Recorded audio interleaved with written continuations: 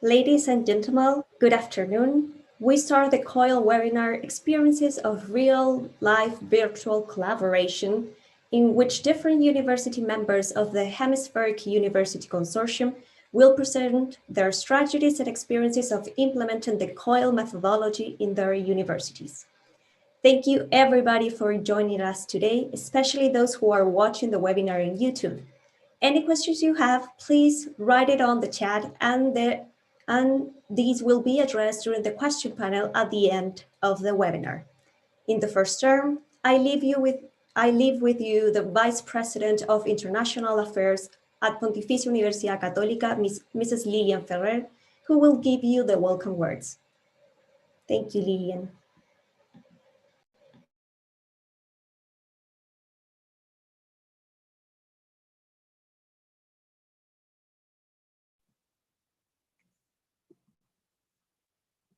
I think that now you can hear me. Yes? Yes. Great, Florencia. Thank you so much for your introduction. So good afternoon. I'd like to give a warm welcome to everybody that is with us today through YouTube, and also welcome the organizers of this event and everyone, as I said, joining for this webinar, Real Life Experiences in Virtual Collaboration. It is an honor for Universidad Católica de Chile to host this encounter, along with our partners from the Hemispheric University Consortium, better known by us as HUC, Red HUC in Spanish and HUC Network in English.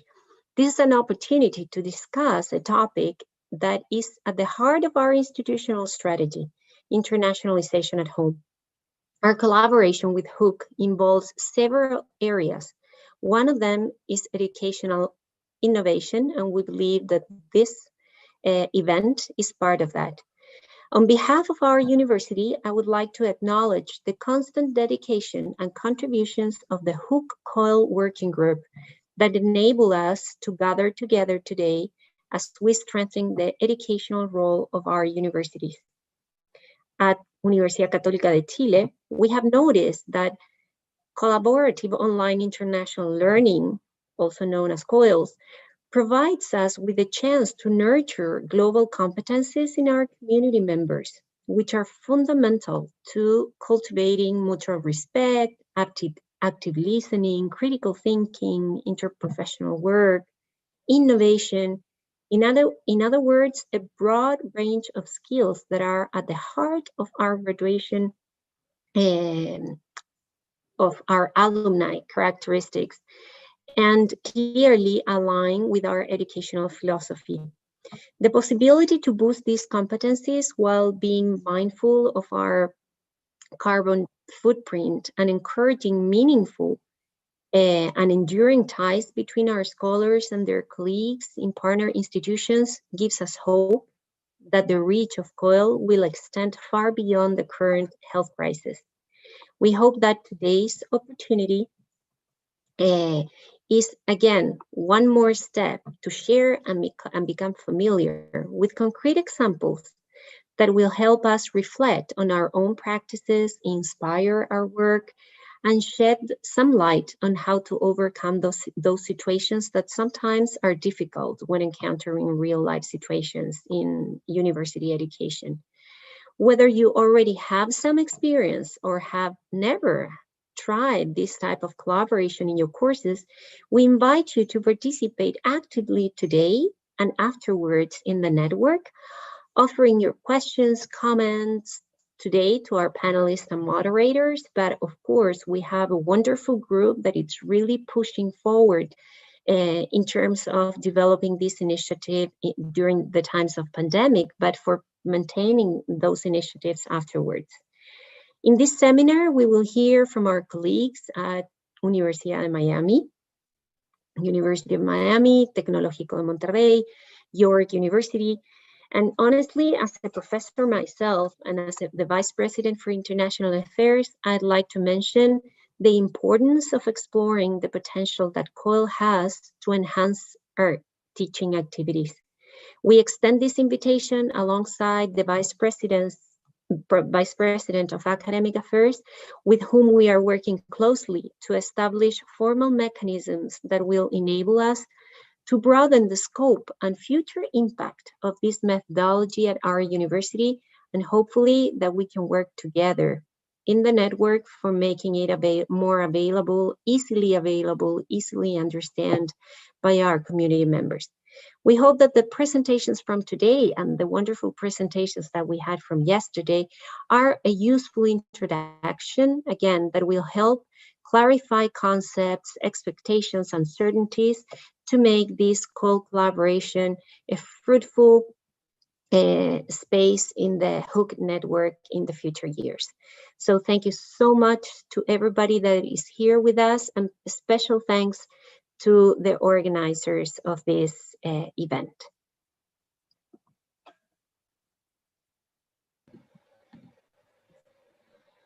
Thank you, Vice President, for your words. Next, I leave with you the Director of Global Education of the same Vice Presidency, Mrs. Maribel Flores, who will present us the COIL methodology. Maribel has a Bachelor in Cognitive Science from Dartmouth College and a Master's degree in Technology, Innovation, and Education from the Harvard Graduate School of Education. She began her career teaching high school Spanish in the United States and English in Japan. Afterwards, she dedicated herself to educational policy evaluation and quality assurance in the United States and Chile. She arrived at the academic vice presidency of our university in 2019, and she's currently part of our vice presidency. Thank you, Maribel, for being with us today. Thanks so much, Florencia.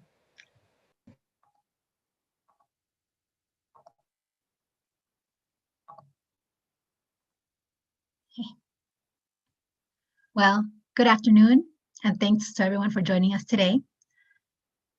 And I'm very thrilled to be here with you talking about COIL, a methodology that we think is very useful, not only now, but also into the future. A bit about our university. La Universidad Católica de Chile is a large university with over 130 years of history. Our institution is private, non-for-profit, and has a strong vocation towards making a positive difference in society. Now, why do we need COIL? Well, this is very closely tied to the fact that we really do need to build those transversal soft skills, which are also known as power skills. And these are very closely tied to global competencies. Now I'm going to tell you a little bit about some information I found in recent articles and reports about the very important need that we have for this. For example, I was surprised to see this article in Forbes mentioning that we need to be able to thrive in a hybrid job economy. I realized that by hybrid jobs, they meant jobs that will require that one person encompasses skills that are usually not found in one career, very disparate skills. Like, for example, journalists that also have design skills, or doctors that also have legal skills. And they give us some tips about how are we supposed to deal with this fact, considering that you only generally study one career. Well, one tip was make the collaboration skills a priority. Next, in the Harvard Business Review, they gave advice about how to have a more diverse board. Well, this is here to tell us, the point of this is that diversity is here to stay. It will be in the workplace in many areas, in many places of the world. And it's so important for people to be able to be comfortable with expressing their ideas, and in a respectful way and in a clear way, to be able to be trusted by others and make progress with people that are very different than they are.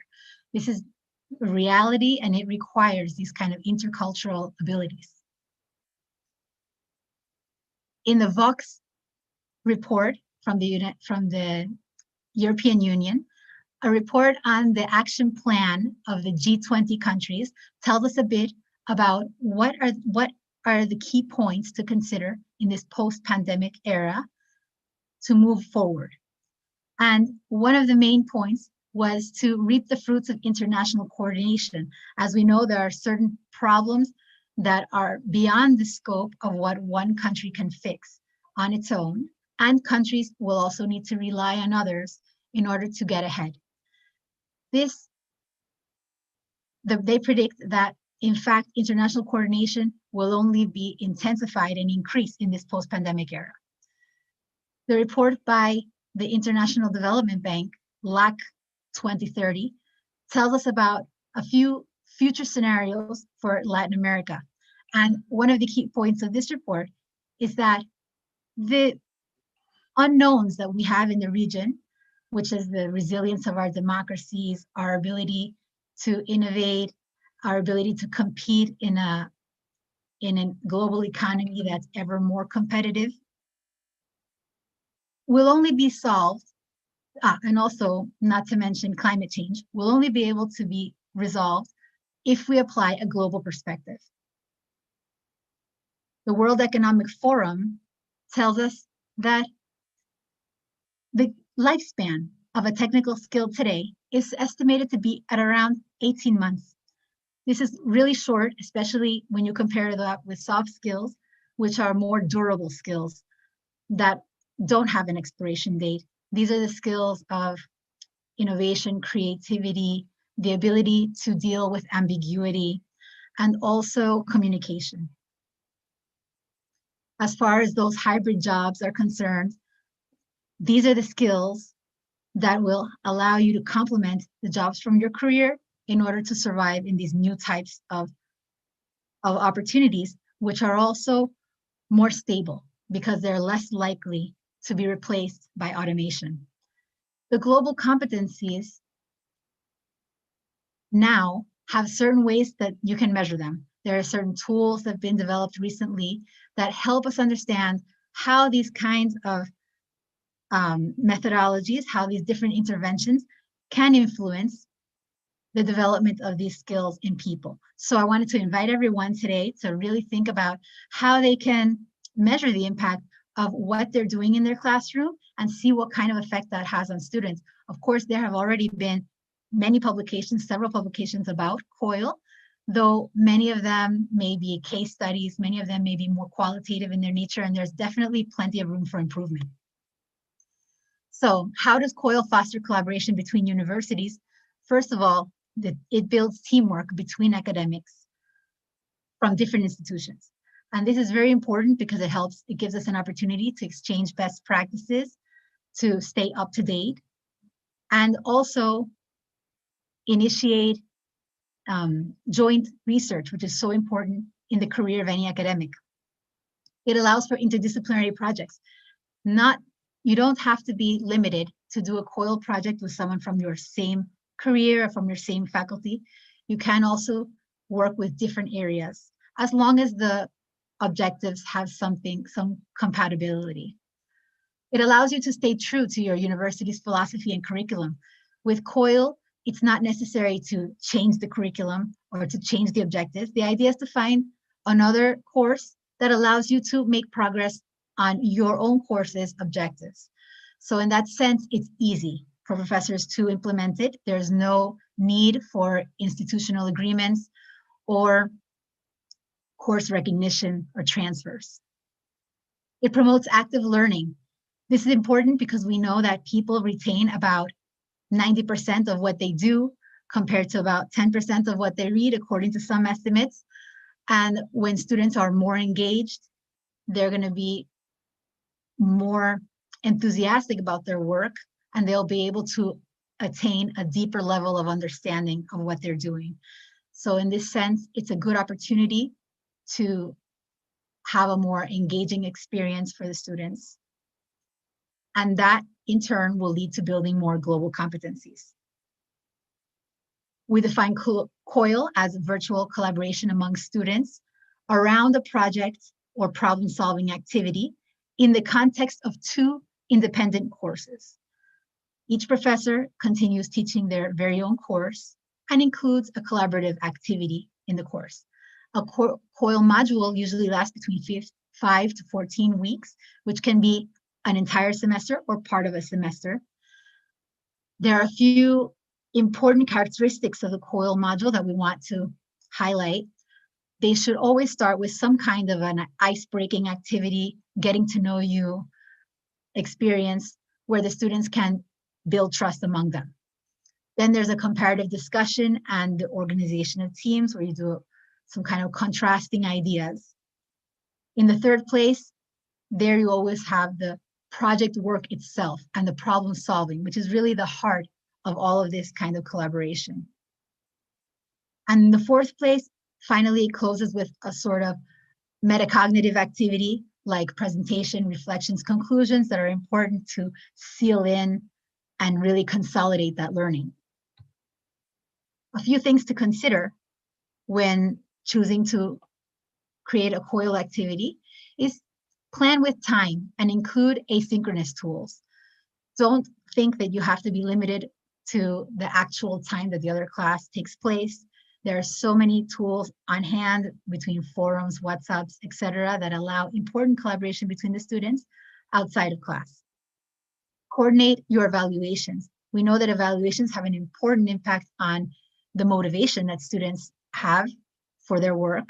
So you want to make sure that your evaluation plan is in line with your partner's evaluation plan so that the motivation of the students is also balanced in this sense and is appropriate to these kind of more collaborative activities and goals that you have in mind. Save time for student participation. It's in these discussions where most of the cognitive dissonance and learning takes place. So you really don't want to rush that. You want to make sure that you save time for that. Definitely consider working with professors from other disciplines. Though it might be easier at first to think, you may think of something in your same line of work at first, it may be more productive even to think of someone in a different area. For example, an English class can work together with a marketing class on an advertising campaign, or engineers can work with scientists to invent something based on a scientific principle. Start with smaller initiatives. It may be a very big effort to work on an entire semester of COIL, but if you start with an activity, a unit, that would be preferable, and definitely think big. Can start small and make big progress. Teamwork among colleagues is key. You want to make sure that you work with someone that has a compatible work ethic, a compatible outlook on their philosophy, their teaching philosophy. And also, it's very, very important to have a supportive leadership at your institution that will be there to guide you and set you up for success. That's what I have for you today. And I really do hope that this was helpful to give you a bit more background on what COIL is and how it may be useful to your university and your students. Now I leave you to the panelists that'll give you a bit more concrete examples. And I'd also let you know that in the presentation, I have all kinds of links embedded into the images to all the sources that are used in case you want to learn more about this information. Thanks so much. Thank you so much, Maribel, for your presentation and for briefly explaining the COIL methodology. That was very useful. We remind our audience that please leave your questions on the chat. Now, we will start with the respective presentations of our guests. In the first place, we have Dr. Gabriela Gerón Piñón and Professor Ali Habashi from University of Miami. Gabriela is the Director of Partnership, Innovation, and Communication at the University of Miami, where she develops strategies and key initiatives to build and/or enhance global partnerships. She's also part of the Hemispheric University Consortium Secretariat, where she coordinates different initiatives in education and innovation, and is responsible for the consortium website, social media channels, and communication operation. Gabriela has over 20 years of experience in higher education and holds a PhD in business administration from Universidad Cantabria in Spain. On the other side, Ali Habashi is an award-winning filmmaker and professor at the University of Miami School of Communication with 23 years of professional experience in initiating and leading cross-disciplinary media projects anchored in pressing global issues. His globally produced educational media initiative titled Ocean Health Voyage is currently offered as an innovative course in the curriculum of 8 major universities in the United States, Latin America, and the Caribbean. Specific areas of experience includes communicating complex global challenges, and on a range of topics such as marine conservation, access to clean drinking water, and others. Thank you, Gabriela and Professor Habashi, for your participation today. Thank you so much, Florencia, and thank you so much to Universidad Católica de Chile for hosting and organizing this webinar. We are thrilled to be here. And today we're going to share about our journey in University of Miami. And University of Miami, we are located at the crossroads of the Americas. Next, please. And we are a private research university with more than 70,000 students from around the world. We are a very inclusive and diverse community here in Miami with 4 campuses, and 60% of our international are international students. So for us in Miami, University of Miami, in our roadmap to the new century, strategic plan, we have one of our aspirations that is to become the hemispheric university, And it's for that reason that our president, 3 years ago, he convened top-tier universities to conform to the Hemispheric University Consortium. And really, the purpose of this consortium is to facilitate problem-based collaborations in education, research, and innovation, to generate the knowledge and solutions that are necessary to confronting these key challenges that are not just only in the hemispheric, that are also in the world. Our collaborations are really in these key challenges: public health, well-being, and human prosperity, climate change, sustainability and resilience, entrepreneurship and inclusive innovation, crime, conflict, and corruption, and technology and innovation for education. And it's precisely in this last initiative that we are working in COIL. It's very important also to highlight that all of this is in alignment to the United Nations Sustainable Development Goals, the Agenda 2030. We gave us a really huge framework of collaboration and relevance and all the things that we are doing.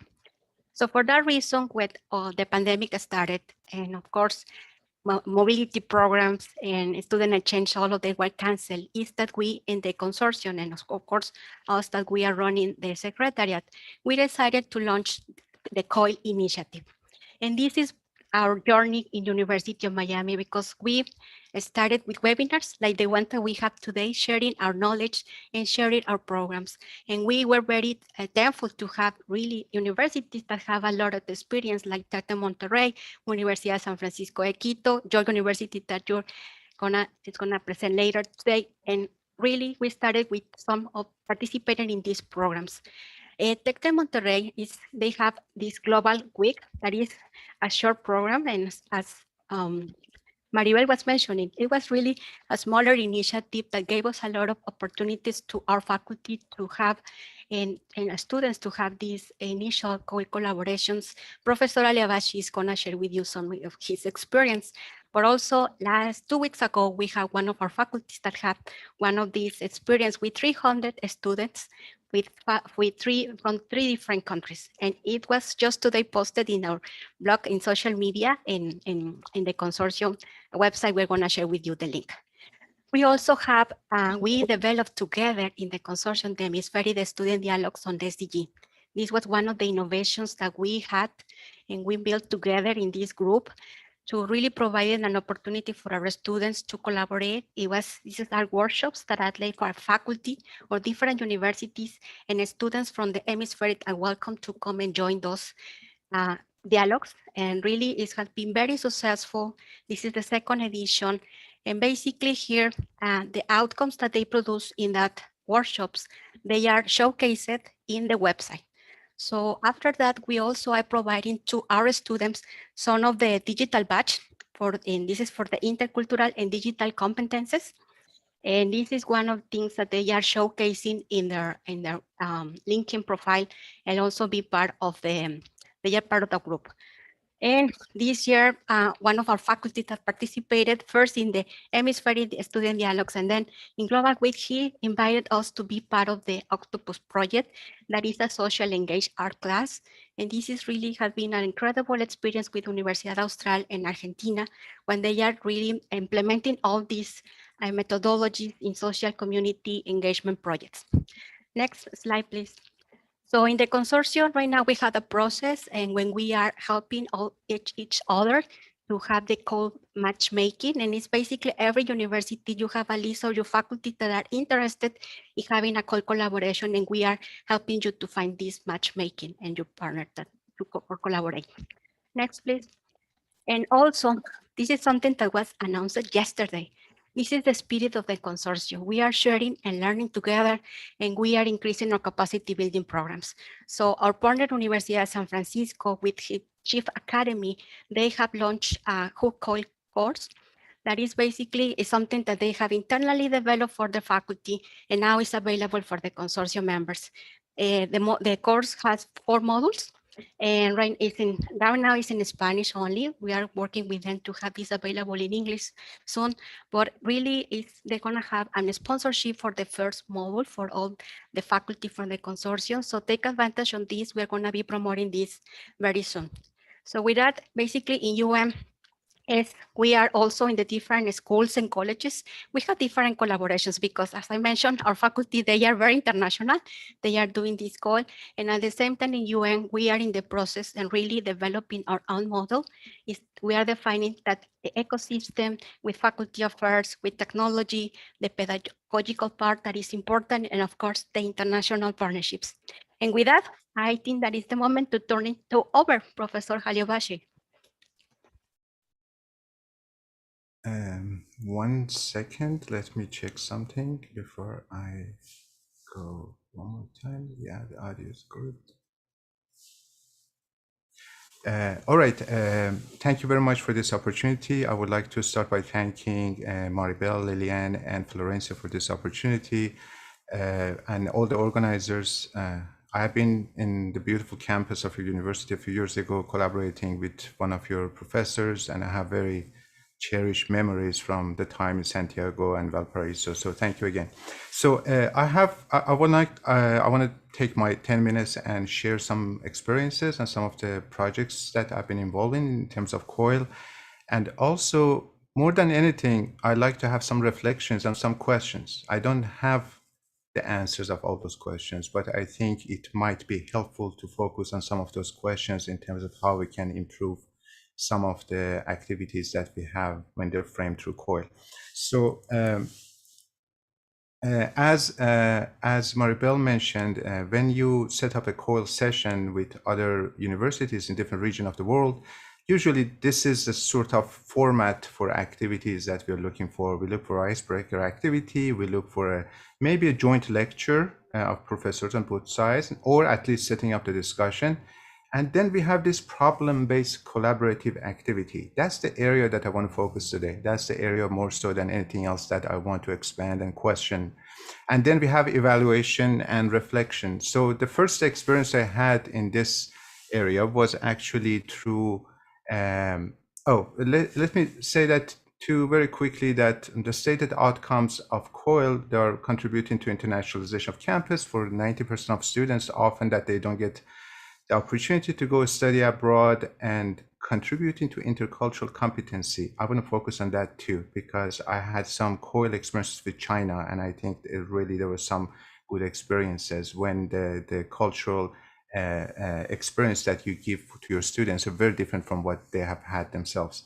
And also it's argued that it can help with the student air travel and reducing the carbon footprint. But the first experience that we had was actually through kind help and initiation by Tech de Monterrey. They have their Global Week, they had their COIL sessions, and I'm co-teaching a course called Global Issues and Filmmaking with my co-instructor, Professor Molikova. And this course, we collaborated with 2 professors that you see their names from Tec de Monterrey, and 3 of them, their background is international studies. I'm the one with the communication background. So something to consider, as Maribel said, that whether the professors, they should have complementary background or the same. I think there are merits for each, but definitely something to consider before and see what is the best approach for that specific session that you may want to run. So we put the students together. We had about 50 students from both sides coming together.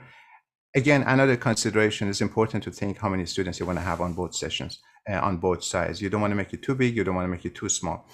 And we decided to work on an issue, really important decision, that after we had our lectures, after we had all the activities, what is it that we want them to discuss about? And then we decided to work on access and healthcare in the United States and Mexico. And why is that? Because the different approach to healthcare in 2 countries. In Mexico, healthcare is a human right. In US, it is not. And it's more of a privilege. And there are pros and cons for each system. So we went actually through some of those things, through some of the discussions, and we had our students. Oh, there was another reason we did that, because President of our university, Dr. Frank, he was the Minister of the Health of Mexico from 2000 to 2006. So, and he was the main person who was kind of driving and bringing that universal healthcare mentality to Mexico and make it a human right in that period of the time that he was the minister. So we thought this is a good idea. It could be a source of a good discussion.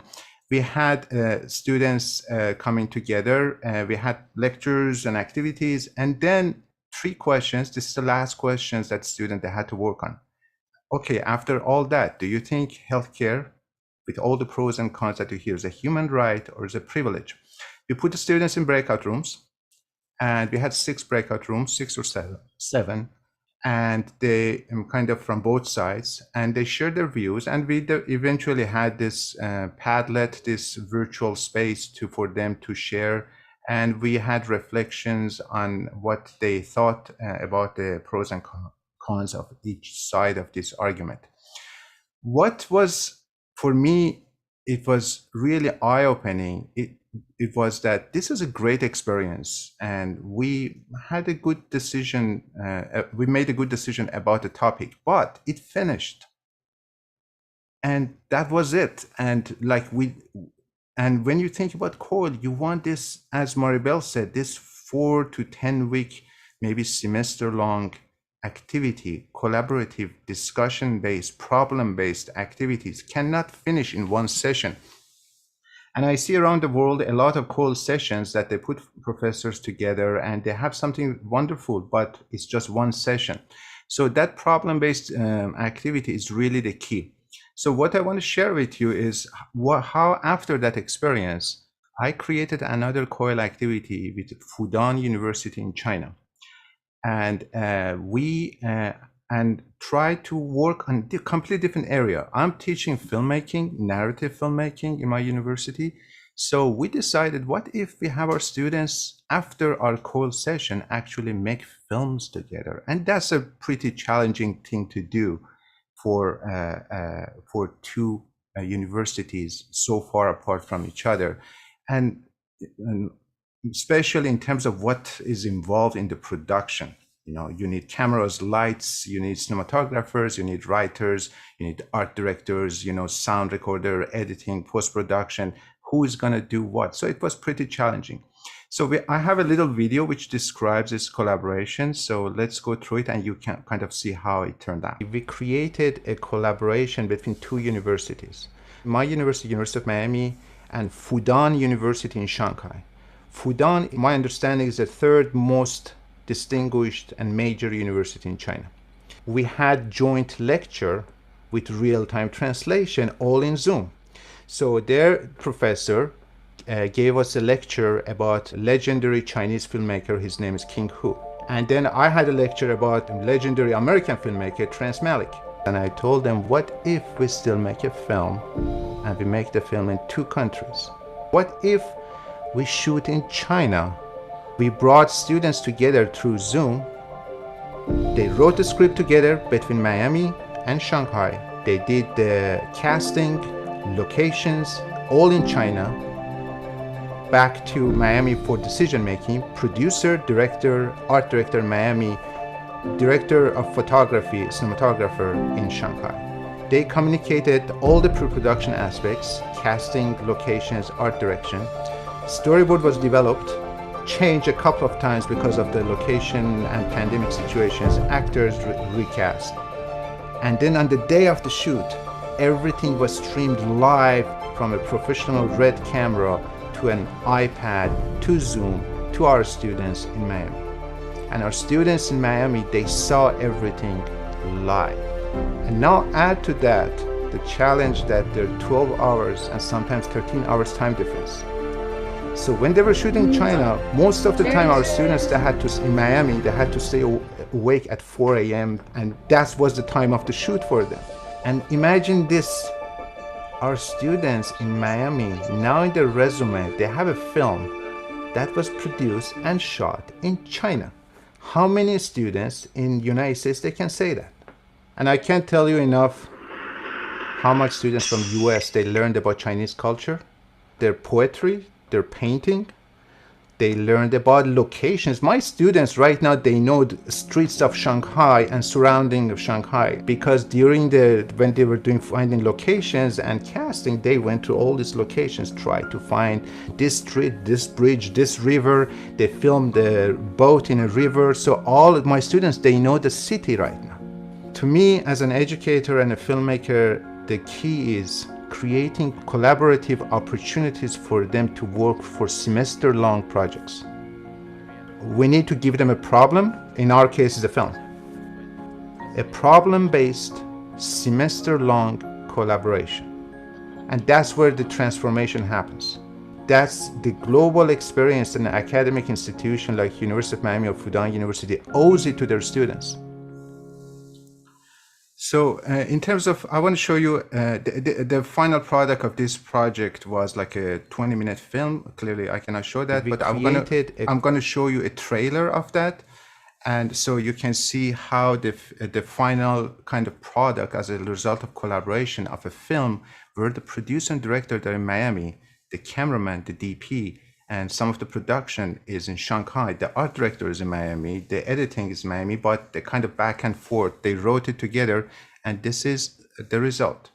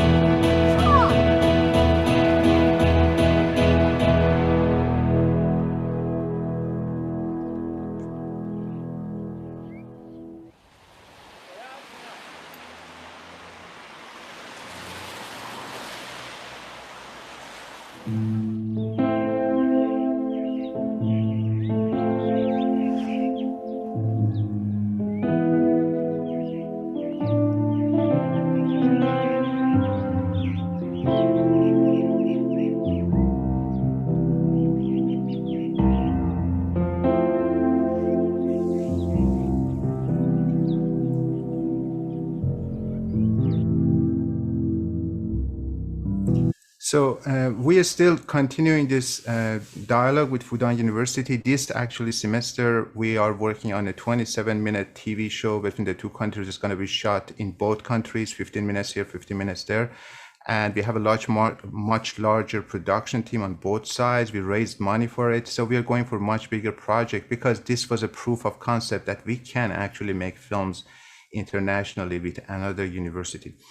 But what I want to bring it back to the Coil is this, that there are some next steps that we have to consider if we want this to survive as we go back to the kind of a sense of normalcy back after COVID, hopefully. We have to find incentives. We need incentives for students. When we do COIL activities, we need to find some sort of leadership and employment opportunities as a result of the COIL activities for students. We need to find incentives for the professors to get involved. It cannot stay only as a good thing that I can live without. It should be more than that. And also, as I said, think through the semester-long problem-based collaborative projects, especially on some themes that might be a priority for the Hemispheric University Consortium or global issues that are important for all of us. The new project that my students are working, given the recent tension between US-China, is about discrimination. It's about discrimination in both US and China, and the story is about two writers in both countries experiencing discriminations and how they communicate with each other. So those themes are important. The content matters. Semester-long project matters. So that was my presentation, and thank you again for this opportunity to share some of our work with you. Thank you, Gabriela and Professor, for that presentation. I have to say, I am completely amazed with the production you just showed, Professor Ali. That's an incredible work as the result we can get with these collaborations. Thank you. Now we have our second guest, Gisele Morales from Tec de Monterrey, who will present us Global Learning by Tec de Monterrey. Gisele holds a master's degree in marketing. She joined Tecnológico de Monterrey since 2008, collaborated in different areas of online education. She's currently at the Online International Program Coordinator. No, she's currently the Online International Program Coordinator, at the Vice Rectory for International Affairs. She's responsible for the Global Classroom Initiative as part of the Global Learning Institutional Strategy focused on generating international experience for students through a digital environment. Gisele, thank you for joining us today and for introducing us the Global Classroom Strategy. We give you the word. Thank you, Florencia, and thank you everyone for the invitation. I'm very happy to be here today. And let me share my screen.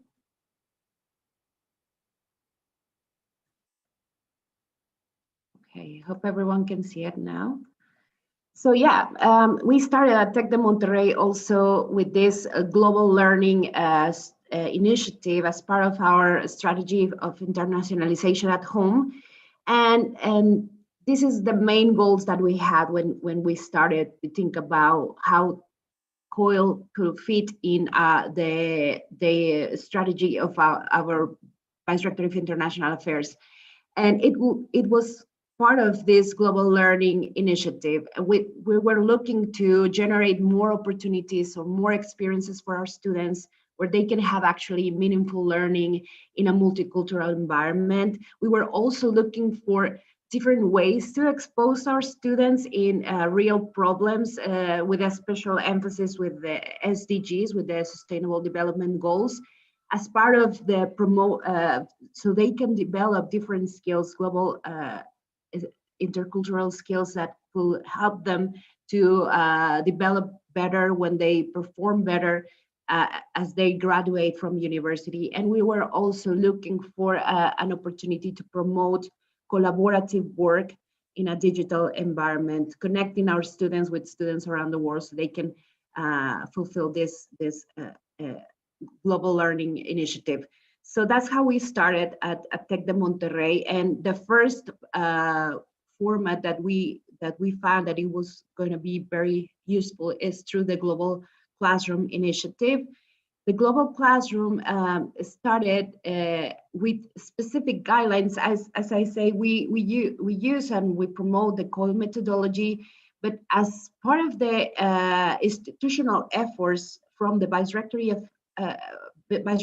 for International Affairs, we wanted to see how can as an institution can share some support from our professors, and through the experiences that we had, we can offer some guidelines so they can work in this project. So that's how we can We're doing a call for proposals for all the professors at Tec de Monterrey that are willing to have this international component as part of their courses. And some of the other guidelines are that we really encourage the professors to have joint design of the activities with their partners from different institutions.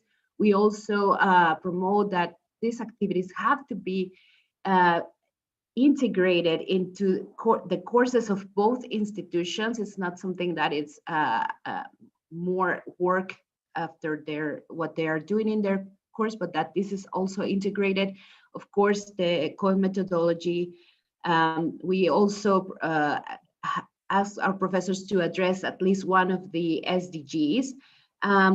We also find out through all the experiences that we have that a 4-week minimum of 12 hours of total dedication from the students, it will be very, it will help them to work in this project-based activities, and also to integrate at least as part of the final grade, to integrate the impact of these activities as a minimum of the 10% of the final grade, and to have it also mandatory for Tec de Monterrey students and doing some multicultural teamwork. Those are some of the guidelines that, after our experiences doing this kind of projects, when we want to extend to these course collaborations during the semester, those are the guidelines that we provide to the professors. And as I say, this is how we integrate the Coil methodology in our global classroom initiative. We do have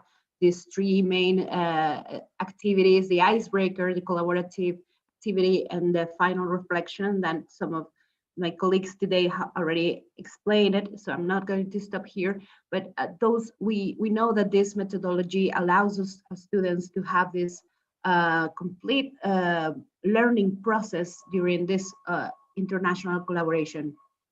So what we do is that we offer or we frame this structure of the Global Classroom Initiative with the Coil methodology. At the beginning, of our professors, of course, they have, as my colleagues mentioned, they have to find a partner, find and share some content of the courses so they can find the common goal or objective that they are going to be addressed.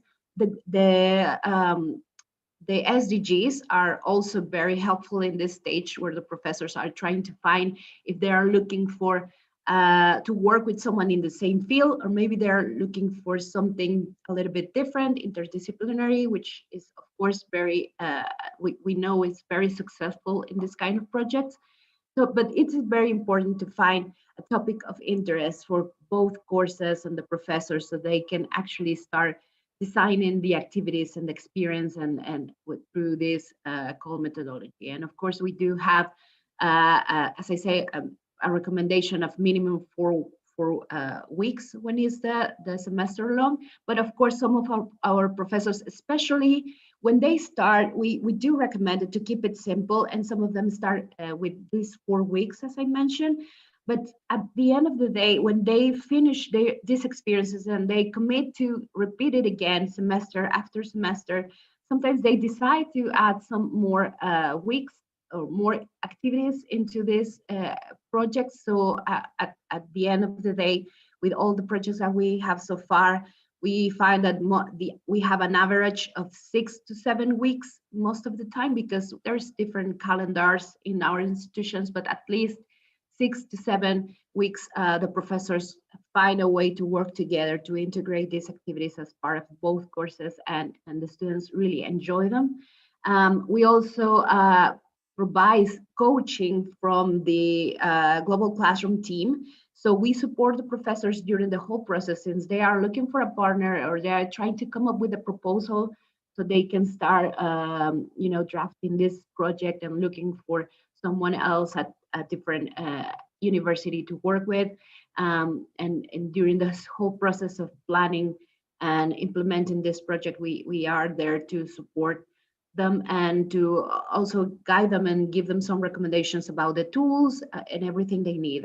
We offer some training as well, so that the professors feel more comfortable working together with their partners and get to know more about the Global Classroom Initiative and guidelines.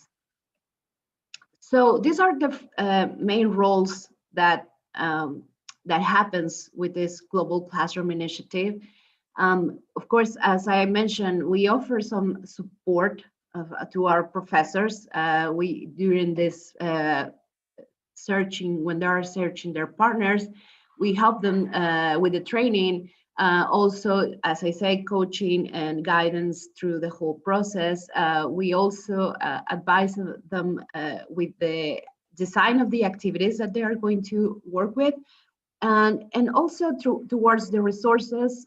There is some professors that already are very confident using some tools, some technology, but some of them haven't really tried some of the tools that we can help them with that process and choosing and implementing the digital environment. And of course, incident management as well. And we also, as part of the Global Classroom team, we try to assure the quality and process of the entire experiences for professors and students. And for the professors, of course, they have to work together with their partner, as I say, to find the common objective to determine, select how many weeks is going to have this experience, the methodology, the tools are they going to use, what kind of project, everything. Even they have to find a common evaluation plan so that all the students are working together and with the same evaluation rubric. Also, they have to select the tools, even to work with the partners and to find out the most basic information, the deadlines and delivery methods and what kind of products the students are going to deliver. Everything, it's the professors. They do it with our guidance, but of course the professors, they are doing in charge of this part. They have to monitor the students and interaction and endorse the completion of the experience. And of course the students need to their role is pretty much to work with their partners, enjoy the process when they're working with their international colleagues and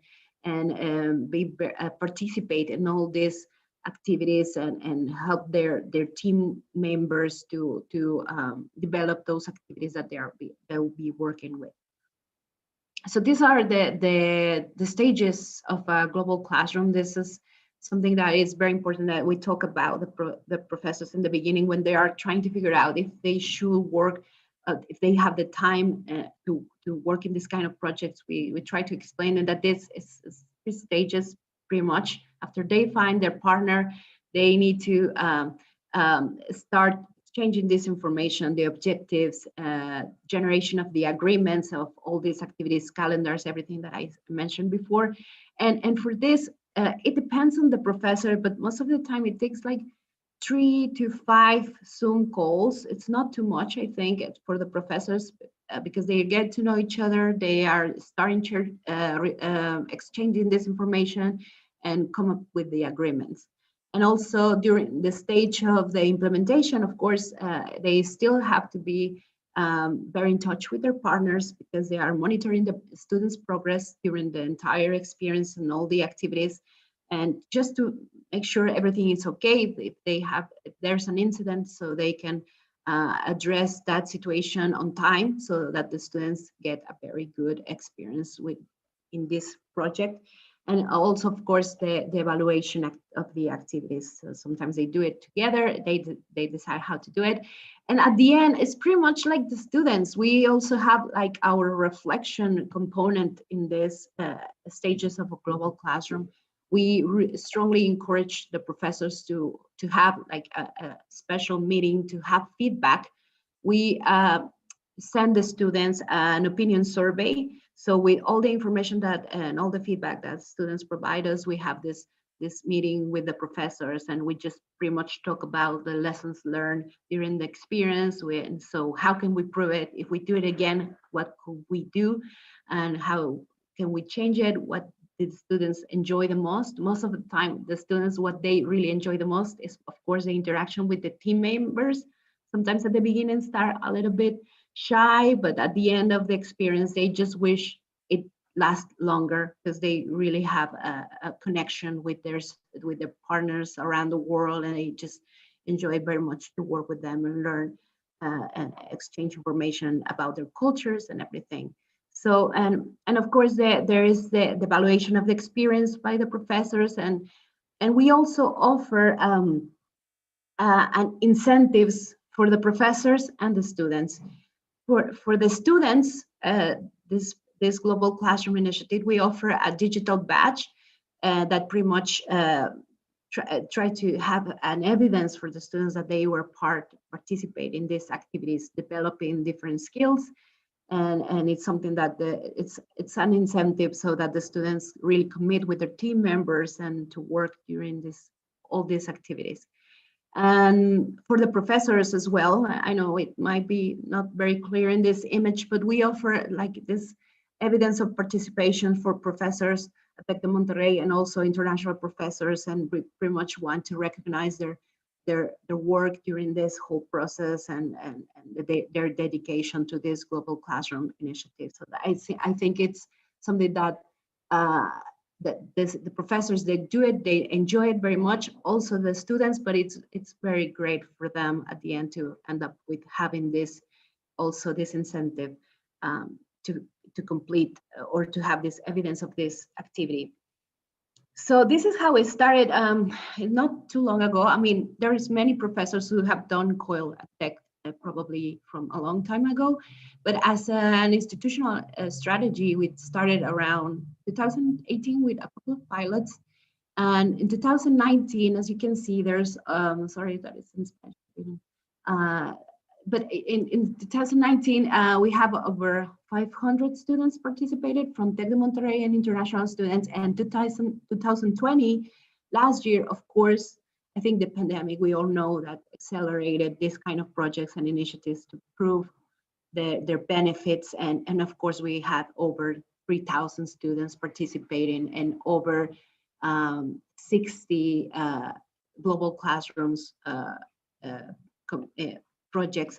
So we, as you can see also, we have projects going on from the different schools, from architecture, from engineering, science, humanities, education, medicine, business, of course. And there we have been having students from very different countries. And so we have a lot of very good experiences from all our professors and our students. So just for the end of my presentation, I have a video. It might be a little bit too long, so I might just show a little bit at the end so you can hear from our professors, the ones that have already dedicated time for this kind of projects. They are very enthusiastic and very willing to do it again. So I guess it's good for everyone to hear what they have to say. So I'm just gonna jump.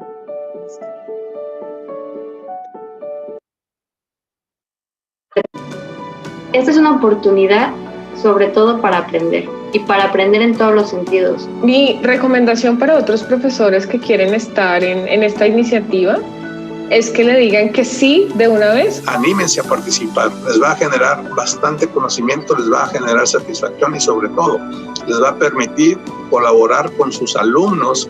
Lleva trabajo, sí, pero la verdad es que cuando uno ve el resultado y cuando los muchachos empiezan a hablar de lo que ellos aprendieron y de lo que ellos se llevan de la experiencia, ahorita yo podría decir, no me pesa las horas que le dedicamos a hacer el proyecto. Es momento de ser disruptivos, ¿no? De no solamente tener nuestras clases y dar nuestras conferencias y poner exámenes. Entonces, si realmente están pensando en generarle valor a los estudiantes, en cómo generar una experiencia internacional, que se aventuren de una vez y lo hagan, y que no les dé susto, que en realidad es súper interesante. Mi nombre es Ricardo de Hoyos y formo parte de la comunidad internacional Global Classroom del Tecnológico de Monterrey. Mi nombre es Luis Gerardo González y formo parte de la comunidad internacional Global Classroom del Tecnológico de Monterrey. Mi nombre es Marcela Rivera y formo parte de la comunidad internacional Global Classroom del Tecnológico de Monterrey. Mi nombre es Rogelio Leal y formo parte de la comunidad internacional Global Classroom del Tecnológico de Monterrey.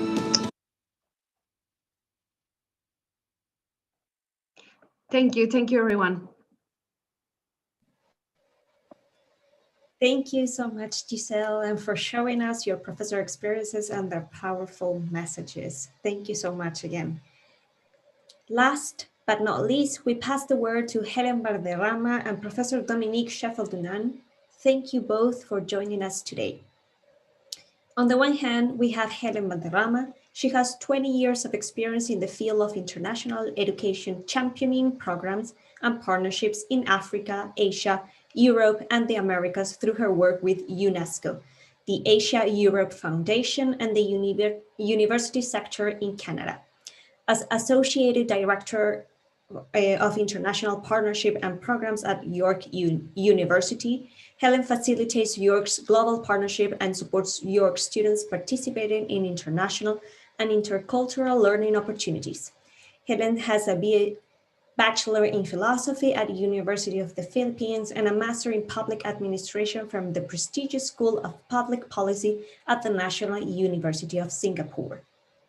On the other hand, we have Professor Dominique, who is a linguistic in French studies at York University.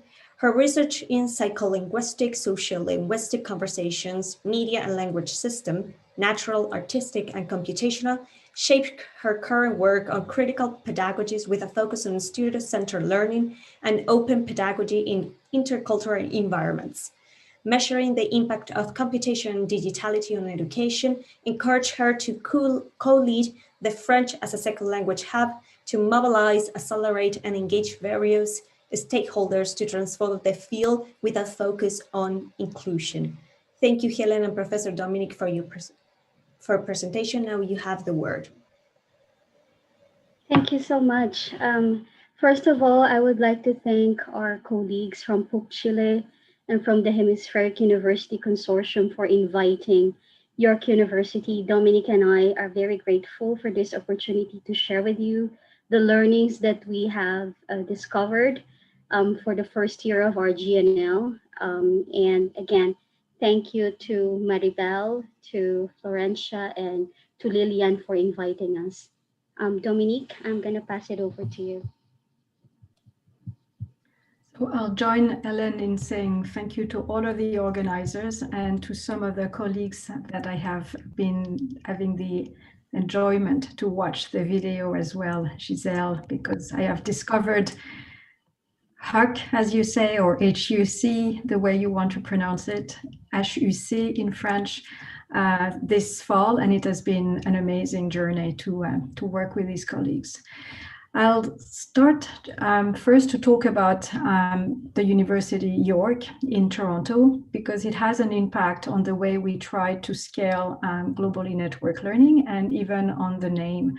So as you can see, it's the third largest university in Canada. It has 200 plus programs, 5,000 courses. But what I would like to really stress, because I know you can all read the slide, is the 55,000 students and coming from 180 countries. And even in smaller, I would say, liberal arts faculty, like the bilingual faculty Glendon, where there is about 3,000 students, 110 languages are spoken on campus. And this is what really triggered our journey towards globally network learning at York. It has been actually a barrier and at the same time something that favor the development of globally networked learning. So first of all, I will mention as well the name. It comes from a Canadian who was a key speaker at Coil, SUNY Coil conferences in 2010. And her name is Doreen Stark-Meyering, and she wrote a book with Melanie Wilson called Designing Globally Networked Learning Environment, Visionary Partnerships, Policies and Pedagogies to Prepare Students for Global Work and Citizenship in 2008. So she was really solicited by the to talk about a vision. And the question she was always asking is, so what would higher education look like in a globally networked world? And because she's Canadian, and unfortunately she passed away in July 2019, we strongly believed that we could use the term globally networked learning environments because it really reflects Canada. Canada likes the consensus. We don't want to, I would say, decide on a pedagogy or on a pathway without getting the others involved in the discussion and to move forward. And I think it represents what GNL and GNLEs mean at York. After the project was launched in 2015 as a what we call Academic Innovation Fund, as we were trying to support the project called Borderless Higher Education for Refugees at York with Professor Don Depot and Winona Gillis, who was an anthropologist. We were trying to figure out how we can engage learners and instructors, particularly in learning environments which are considered as marginalized, such are like the refugee camps.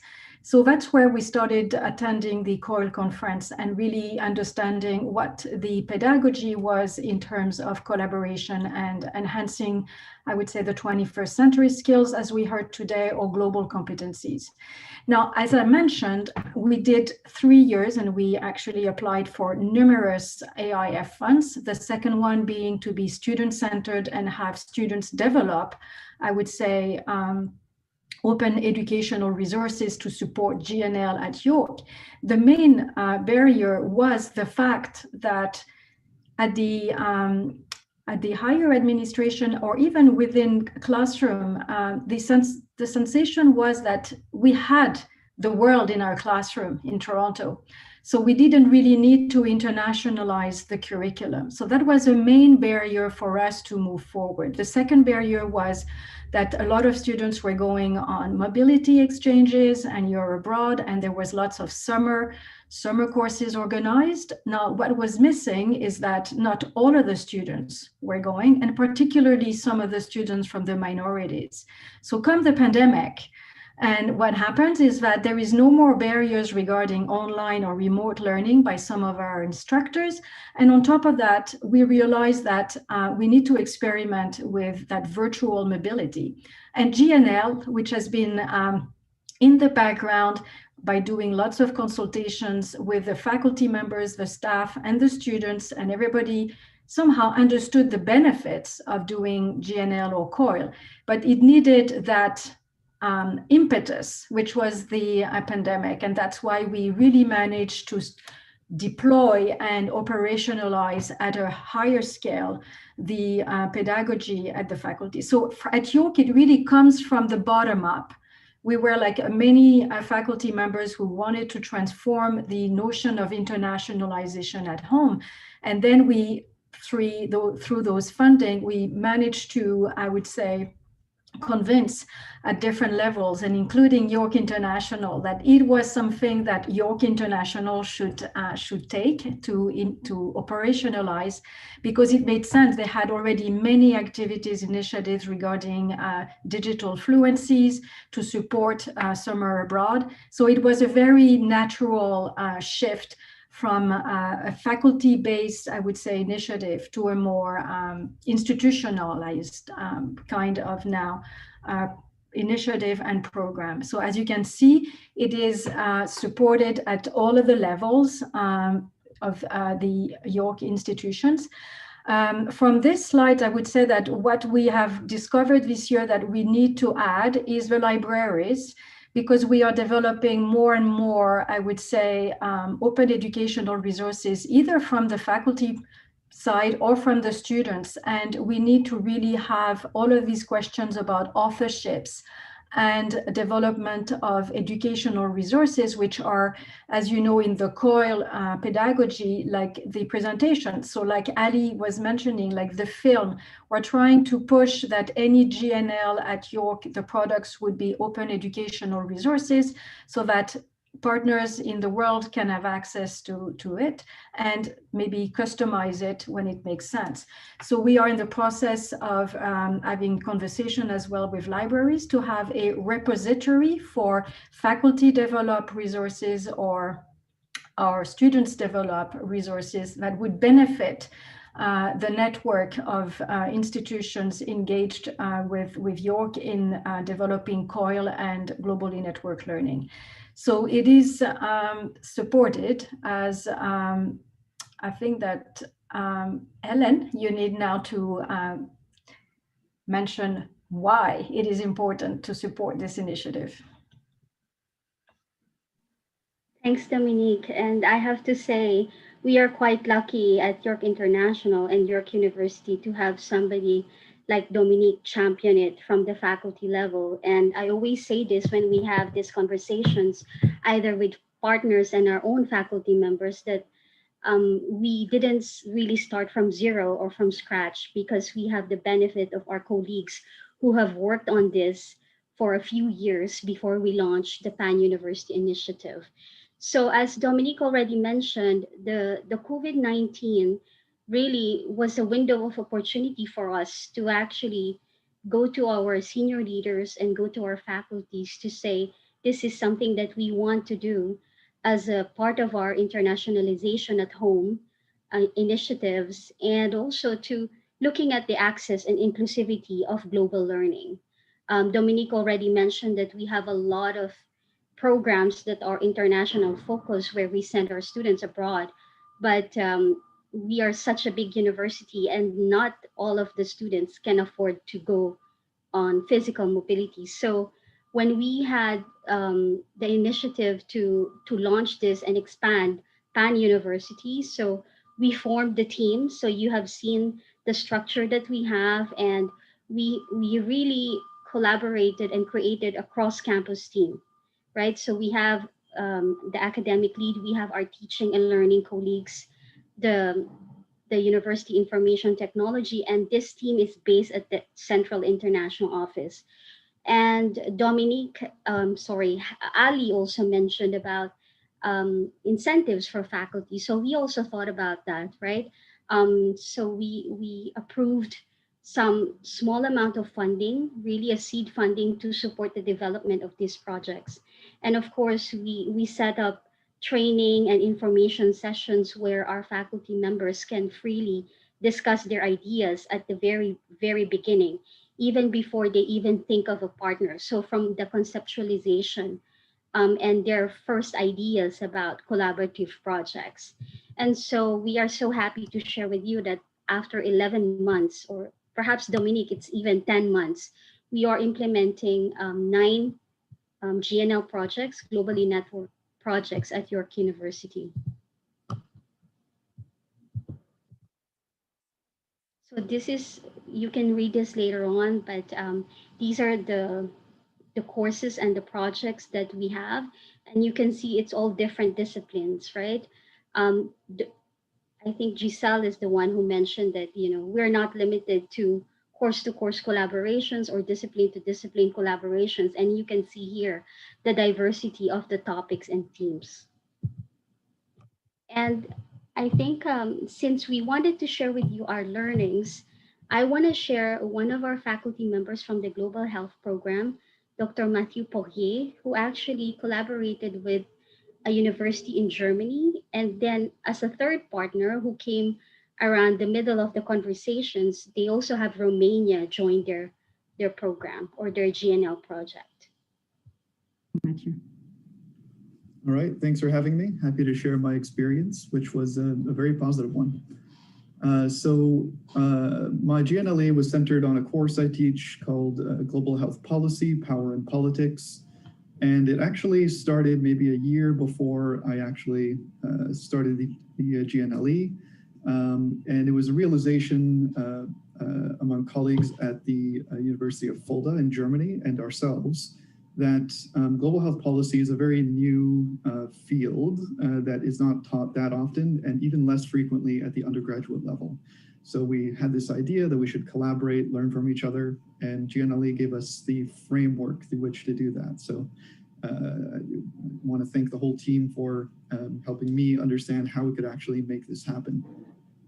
So we also brought in a second university, the Babeș-Bolyai University out of Cluj, Romania. So that made it a 3-country partnership. And we started by co-designing course learning outcomes which was really helpful for us as instructors because, again, there's not really agreed upon curriculum or learning outcomes for global health policy. We're really defining it as we go. So we then had 3 weeks of guest lecture exchange, where each instructor took a turn leading a synchronous course lecture. We covered development aid and international cooperation. We covered the European Union, public health and trade policies, and we looked at the policy process, including democracy activism and different interests involved. And then really importantly, we did a student collaborative international project. And so the first step was getting ready for this. And so I had them anticipate challenges that might come up in this kind of international collaborative work. And they had to think of ways that they would proactively address these challenges. They then went into the International Collaborative Group project, and they had about 5 weeks to work together with counterparts from either Fulda University in Germany or Babeș-Bolyai University in Romania. And they were looking at comparing different COVID-19 policy responses in each country and developing policy proposals for addressing issues like social protection and equity, acceptance of protective measures, and impacts on education. And to do that, I had them put together a policy brief and also a podcast or narrated presentation that would complement that policy brief. Matthew. So since our colleague Gisele from Tec de Monterrey actually talked extensively about the model of the global classroom, I'm just going to mention that we actually have one of our faculty members work with Tec de Monterrey and Universidad San Francisco de Quito on refugee and migration. So their course is called International Refugee Protection Regimes. And we will be sharing this slide later on, so you will have the chance to look at their program as well. Dominique, over to you. Thank you, Ellen. So to really focus and explain how it developed at York, I would say that the first observation was that we needed to support practices that were already existing. So for example, Mathieu Perrier had already started conversation, so we needed to just support and giving the framework and the visibility as well. But there are other examples that happened this year, like it could be fourth-year students developing a journal with Germany. So there was another project where it was more research focused. So that was really our approach, I would say, for succeeding in scaling GNL. First, observe practices of our faculty members and of our students as well. And then move into identifying what kind of institutional support almost every different case of GNLE would require. So that's where we distinguish, I guess, a little bit ourselves from COIL, like it's somehow more iterative and evolutive in terms of it's not classroom to classroom. We're looking at what are the practices that some of our instructors have been trying to implement for many years, but didn't have the framework to do it. So it is this flexibility. We look at every case and try to support every cases which has a different kind of learning outcomes, type of partnerships, or even setup in terms of learning for the group. And it's this flexibility that we thought really helped us scale this year, as we were listener to our faculty and our students and providing support where it's needed.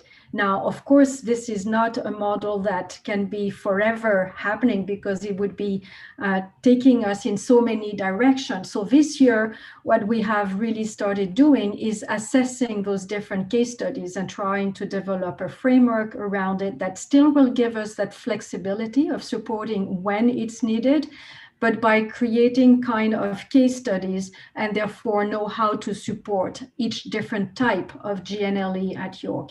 And of course, it takes strong partnership, as Mathieu Perrier said, and it seems like when instructors already have partnerships, then it was not as demanding on our staff to really support it, but at the same time knowing what a COIL or a GNLE requires. For those who did not have already partnership, we could tell them that they could experiment in a variety of environments to make them feel that they could go ahead and try doing a GNL. And then we would be talking about this with the different international partners that York University has, and really try to do a fit with the demand from both sides, the international partners and from our own faculty members.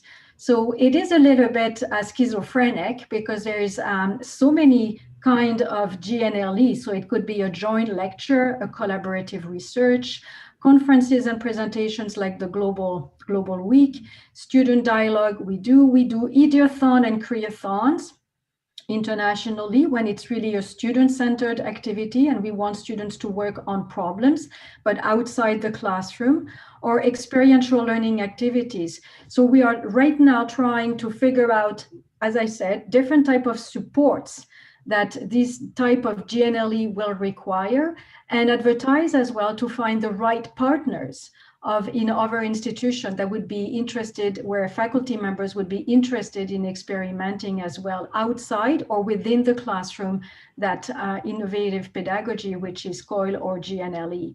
In terms of projects and presentation, there is already, as you can see, a big variety of outcome or outputs, research papers, case competitions, discussion boards, collaborative documentaries, policy brief, informational posters, signs and digital graphics, and global mapping tools. Some of them are, as I said, students who thought that actually to do GNLE around the world, we needed actually maps, which are kind of inventories and can serve as where we can deposit either the projects by each class or a kind of repository around different themes. So these are initiatives as well that comes from the students, which we think is very important because they were strong advocates for us to implement GNLE at York. And I believe it's Helen. So just to share very briefly the results so far in terms of our student participation, right? So as you can see, the projects that we have 11 faculties, and so far we've reached to half of the number of our faculty. So the goal is to really expand this pan-university. And in terms of our partners, so we have partners in Asia, Europe, and Latin America. So we are also hoping that this diversity will expand to other regions. Dominique, you want to discuss this, our future outlook? Future outlook. So as I mentioned, based on lesson learned and what we need to implement to scale GNLE either internally or with our international partners, we realized that assessing the lesson learned from all perspectives was important. And we already have been working with the University Tech de Monterrey and University in Quito, Ellen. San Francisco de Quito. San Francisco, yes. And we're working on the assessment tools. We believe that actually learning and assessing as a kind of design for scaling GNL or COIL, like the collaborative by design and the iterative by design, is very important. So we're trying to use those research model, which is called Education Design Research, EDR, as a framework to scale from the results of our assessments, and that we can test something new every time and then assess and then try to scale what works and what doesn't work. So it's a really action research based approach. And as I said, because of the variety of GNL, we feel that it's the most appropriate way of observing the way GNL is being understood locally within our ecosystem, and as well with our partners, so that we can constantly adjust. As I already mentioned, we are definitely working on ensuring that when needed, authors, either faculty members or students who are authors of a resource, can decide with their partners in terms of licensing agreement if they wish to turn their outputs into open pedagogical resources for GNL modules or courses in other environments where they could be used either within York or abroad. Thank you so much, Dominique. I think that's it for us. I hope that helped our colleagues from PUC Chile and also other colleagues around the world who may be watching this webinar. Thank you.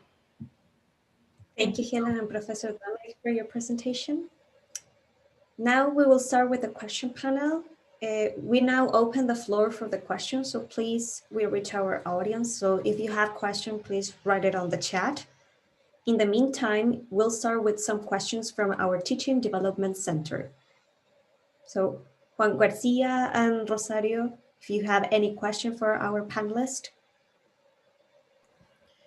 Yes, hello. Juan Garcia from the Teaching Development Center here in the Pontificia Universidad Católica de Chile.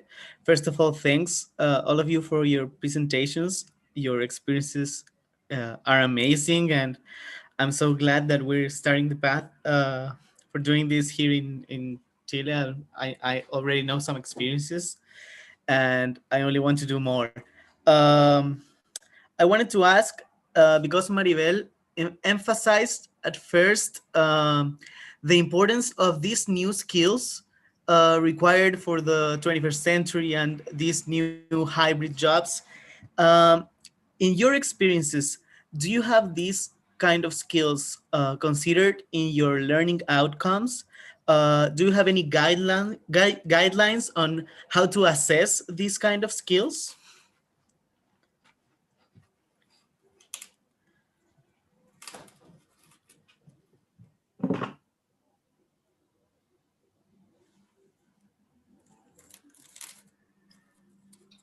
Can I do the question? Yes, or I wait for the responses? Anyone can answer Juan Garcia's question? Or no? Gisele? At Monterrey, we do have some guidelines from the Global Classroom Initiative, for example, the teamwork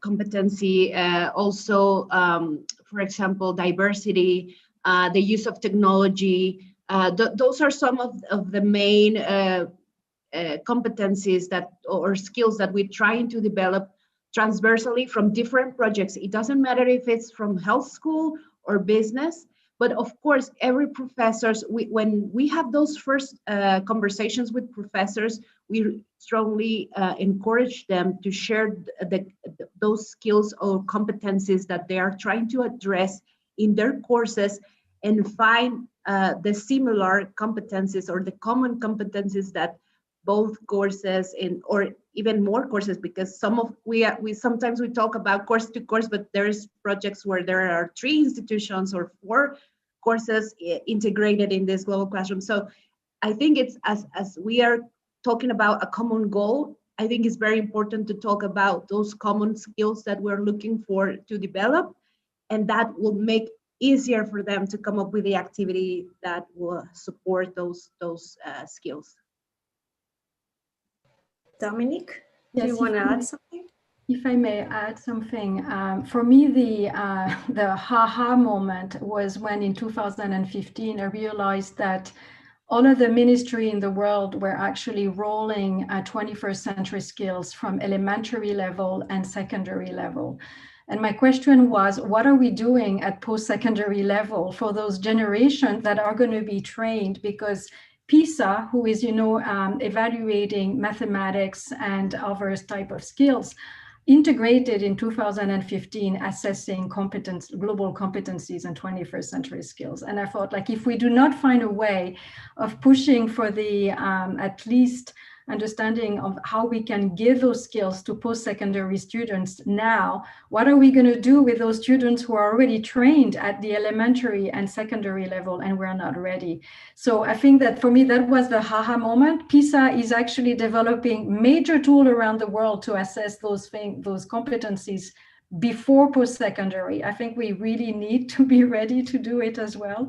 So that's what triggered for me the global network learning as well.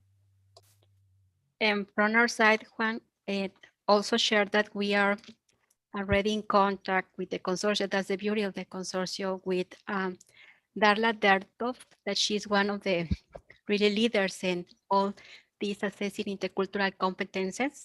She's going to be joining one of our sessions of this COIL group, and there are some available and research, and there is something that she mentioned, I remember in the GNL conference in your university, right? That is something that is always under development and it's evolving every day. So I think that we can share some of the research and tools and guidance that they are available in the consortium. That would be great. Thanks to you all. Thank you. Rocio, you have a question? Go ahead. Yes, thank you, Florencia, and thank you to the presentations also, and show us a new way to learn, to collaborative learning, and it's amazing that you can show us in your presentation. So I can see that your experience have had amazing results. So in which methodologies or theories are these models based? Some reference, some other experience, maybe service learning experience or not? So thank you so much for that question. Actually, Dominique had mentioned how a Canadian academic pioneered the globally networked learning concept. But I think what was important for us at York University, and again, I think Dominique's vision here, she is a real visionary, because we are innovating as well our definition of GNL. And that's why we emphasize the GNL with an E, right? The experiments, experiences, and environments. So we are trying to also redefine and continue defining it based on our experiences, on the learnings from our faculties and students. But definitely there are some literature that talks about COIL and GNL that I'm sure everybody in this team of panelists would be able to share with you. Thank you, Helen. And if I can add. I'm sorry, Dominique, and then Ali wanted to comment on that. Go ahead, Dominique. Go ahead. As I mentioned in my presentation, there is a theoretical framework which is called Education Design Research, EDR, and I think that this is a way that that's the way we have adopted it. And there's lots of literature. We can share that as well. It's a little bit different from a research action because it's really, I guess, based a little bit on engineering. So it's iterative and collaborative, and it is integrating those 21st century skills, which are digital literacy, communication, and critical thinking. So you're constantly observing and iterating, but in small spaces. Like you don't make big leaps. You learn from small steps. Great, thank you, Dominique. Yes, I was going to build up on what Dominique said in her presentation about, I think the key word is flexibilities, because when you're in that space of innovation, you cannot make it too rigid. You gotta have some flexibilities because everybody's experimenting here. And then you need someone like Dominique in any university who finds where's the value, because we can get excited about technology, about the fact that we can join classrooms together, and then there might be redundancies. There might not be value in there. Students might get turned off. We actually can go down the wrong path. But at some point, there gotta be in any university, like a group of people that see whether in that proposal there is value added to that student experience. Because students also, the faculty members, I'm in that position, I need to go to the trenches with the students and see whether they're really excited about this, whether they're learning something here, whether there is a transformation. And when we talk about the intercultural kind of capacity building, really requires a good amount of thinking. And this might be something that any faculty member may need to think for a few months before actually go to something like that. Again, there got to be a group of people that review whether there is a value added or just technology. Another aspect is I can see for sure that our students right now, they have the screen burnout because of all the classes being online. And there is a trend against it right now for the next maybe few months or so. We have to see what we learned from kind of this sort of collaborative learning experiences and gradually bring them back maybe next fall when hopefully we go to some sort of normal and see what is left for us and what our students can actually still learn when the screen burnout is over. So the timing is important too. We have to be very perceptive about how things are happening and what things are happening around us. Yes. Thank you, Ali. Thank you all for your questions. I don't know if you have some extra comments. So that's it. So thank you. Thank you all for your questions. To close our webinar, I would like to personally thank the participants, Gabriela, Professor Ali, Gisele, Helen, and Professor Dominic for their time and dedication. Also our teaching academic center for being with us today. Taking the words of our Vice President, Mrs. Lilian Ferrer, these activities invite us to participate in enriching collaborative spaces which in these times of health crisis are necessary to tighten the existing collaborations we have. We also thank the Hemispheric University Consortium, especially the COIL Working Group, for this opportunity, and also to all in our audience who witnessed the webinar virtually. We hope to be able to continue carrying out these initiatives under different dynamics and with a collaborative approach. Again, thank you very much for your time, and we wish you an excellent day. Thank you so much. Thank you all. Thank you all. Thanks. Thank you all. Very helpful and inspiring. Your film, Ali, was really inspiring. Thank you. Thank you. Thank you.